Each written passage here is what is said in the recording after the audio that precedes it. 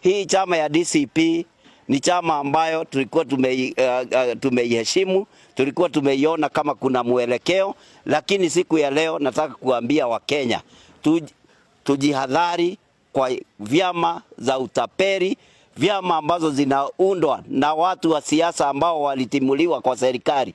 Wanaunda vyama ambazo zitaharibu imani na sheria ambazo ziko Kenya hii, ambazo ni za kuchunga raia, ambazo pia ni za kuchunga jirani yako, ambazo pia ni za kuchunga na kuangalia mambo ya kupendana. Huyu jamaa amekuja na akatuonyesha ako vitani. Amevaa nguo za kivita, nguo ambazo zinaonekana ni bulletproof, nguo ambazo zinaonekana ni mtu ambaye anataka kuchochea watu waweze kupigana.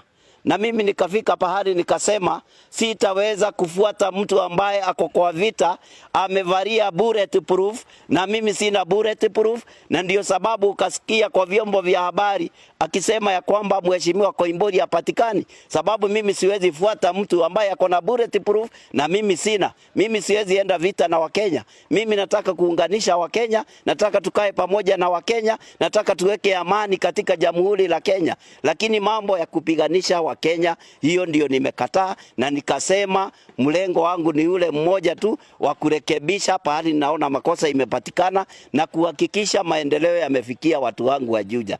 Jambo lingine, mnaona mimi nilikuwa diehard wa His Excellency Rigathi Gachagua kutoka wakati huyu jamaa alitimuliwa kwa serikali. Nimekuwa nikimfuata, nimekuwa nikimheshimu, nimefanya mambo mengi, hata nimeingia kwa cell, nimefungiwa, niko na makesi mengi ambayo yanaendelea kotini.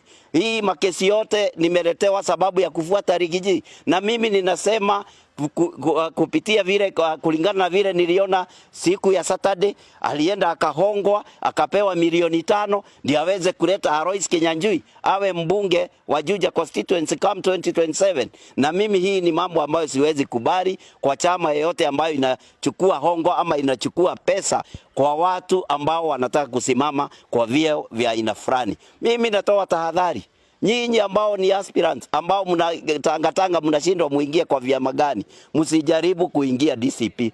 DCP ni ya wataperi. Utachukuliwa pesa zako na hakuna pahali utapeleka hao watu. Yafaa uachane na hiyo chama, ujiunge na vyama ambazo hazina ukora, vyama ambazo zitakupeleka pahali na ufikie your destiny. Mimi ile kitu ningeomba ni His Excellency William Samoei Arap Ruto nipatie mali yangu ya Juja.